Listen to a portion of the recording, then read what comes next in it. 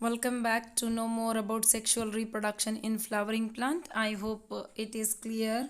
In my preceding sections, we have learned that the male and female gamete in flowering plant are produced in a pollen grain and embryo sac respectively. So in my previous classes, we have learned that male and female gamete in flowering plant are produced in the pollen grain and embryo sac respectively, as both the type of gametes are non-motile. If you consider pollen grain and embryo sac, both the gametes in the flowering plants are non-motile. They have to brought together for fertilization. To carry out the further process, this male and female gamete has to brought together to carry out a further process called fertilization. So to how to occur, how to achieve this, how to achieve this fertilization.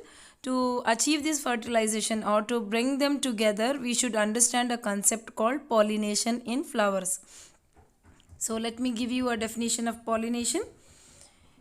It is the transfer of pollen grains from anther to stigma of a pistil. So transfer of the pollen grain from the anther to stigma of a stigma of a pistil or stigma of a ovary is known as pollination.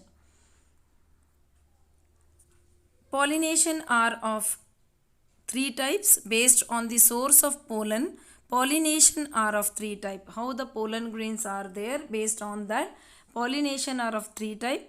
First one is autogamy or self-pollination. Second one geitonogamy. Third one xenogamy.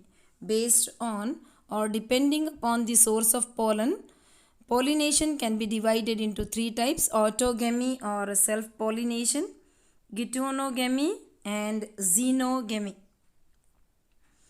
Now let me try to understand what exactly autogamy or self-pollination means. Have a look on the picture, you can easily understand. It's a flower which is shown in the picture is bisexual flower consisting of both male and female reproductive structure in the same flower. It is a transfer of pollen grain from the anther to stigma of the same flower. See, the condition is you are going to transfer the transformation of the male gamete, that is a pollen grain, is going to occur into the stigma of the same flower. Same flower in the sense it is a bisexual flower in a flower with exposed anther. So to carry out autogamy, the flower should expose their anther and stigma. Complete autogamy is rare. So to carry out the complete autogamy, the anther should be exposed, even the stigma has to get exposed. Autogamy in such flower require synchrony in pollen release and stigma receptivity. So to carry out the self-pollination or autogamy, as I said that the anther and the stigma should be exposed. Not only that, there should be a synchronization between anther and stigma. The release of the pollen from the anther and the stigma has to receive that pollen grain. It should have the receptivity. It should receive that pollen. Then only it is possible to carry out the self-pollination. Anther and stigma should be close to each other. The third condition what to carry out autogamy is the anther as well as the stigma should be very close to each other to carry out the autogamy. So what are the conditions? First of all, the anther and the stigma has to get exposed, and there should be a synchrony between the pollen and the receptivity of the stigma, and both the anther and stigma should be close to each other. You can have a look on the picture, the stigma and the pollen grain, and the anthers are so exposed because they have to fall on the stigma. Now autogamy, the plants like oyala or common pansy we call, or oxalis and commalina produce two type of flowers. So in the autogamy itself, you can see a certain different kinds of the flower which are, some are going to expose and some are not going to expose.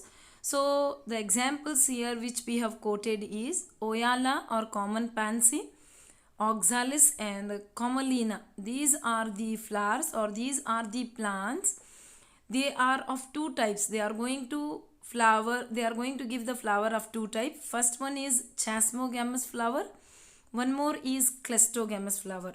So you are supposed to understand what do you mean by chasmogamous and what do you mean by cleistogamous flower. So if you can understand these two concepts, you can easily know what do you mean by autogamy or how self pollination is going to occur. Have a look on the chasmogamous flower. They are similar to the flower of other species with exposed anther and stigma. The flower which can expose their anther and stigma clearly, or you can say flower with exposed anther and stigma, are said to be chasmogamous flower. Got it? So the flower which are going to expose their anther and stigma, such flower we call it as chasmogamous flower. Coming to the cleistogamous flower, they do not open at all. The flower will not at all open. Anther and stigma lie close to each other. They are so close to each other and they are not able to open them. They are autogamous. When anther dehiscence in the flower bud, pollen grain come in contact with the stigma for pollination. So in the bud, during the bud but in the bud condition only, during the bud condition itself, because they are not going to expose them, they are not going to expose their anther, neither you are going to see the stigma, so they lie so close to each other that anther get dehiscence in the bud condition itself without blooming. So the anther get dehiscence and it falls on the stigma for the further process to carry out. When anther dehiscence in the flower bud, pollen grain come in contact with stigma for pollination. Cleistogamous flower produce assured seed set even in the absence of pollination. Cleistogamous leads to inbreeding depression. When a flower is not exposing its anther and stigma, but they lie close to each other, after going for many time for the self-pollination, here you are going to get an inbreeding depression. You are going to see cleistogamous flower are going to show, or they are going to lead a process. The process is called inbreeding depression. They are not going to go for the breeding. Very rarely it is going to happen, in the sense they get tired of by taking the same anther and same stigma. So there is a depression which is going to occur in cleistogamous flower. So coming to the second type, as I said, pollination are of three types: autogamy, geitonogamy and xenogamy. If you see autogamy, you have to remember chasmogamous and cleistogamous flower. So now coming to the geitonogamy, it is a transfer of pollen grains of the anther to the stigma of another flower to the same plant. So autogamy or geitonogamy is the transfer of the pollen grains of the anther to the stigma of another flower of same plant. See, there it was a same flower. Here the condition they have said you, it is of the same plant. The species should remain the same, but the flower are different. The flower should be different. When you, in the case of autogamy, the flower was the same and the same flowers, anther and stigma were getting close to each other to carry out the pollination process. And here in case of geitonogamy, it's not like that. It is no doubt the transfer of pollen grain from anther to the stigma or the pistil, but of a different flower. But the condition is the plant should be the same. Flower is different, plant is same. It is functionally a cross pollination involving pollinating agents. So as the flower are present in the different branches, so the plant remain the same. The flowers are produced in the different branches of the plant. So you need an agent to carry out this process. To carry out this process of pollination, you need an agent. It may be a butterfly, it may be an air, or it may be some other animal to carry out this. So generally you require an agent, but it is a genetically similar to autogamy. We can say that it is similar to autogamy. In the autogamy, the condition was the same flower's anther will fall on the same flower stigma. Here the flowers, no doubt they are present on the different place, but they are of same species. It is of the same plant, but it is only the difference of, it's not of a same flower is going to put it, same flowers anther is going to put it in the stigma. Another flower which is present on the other branch of the plant, it is going to take, in the sense same anther are going to put it into the stigma of another flower. So genetically similar to autogamy, since the pollen grain come from the same plant. So we can say that both are genetically similar, because being a plant remain the same.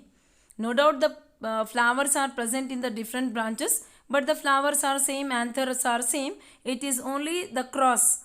One flower will take stigmas, one flower stigma will have to receive the anther of another flower present in the same plant.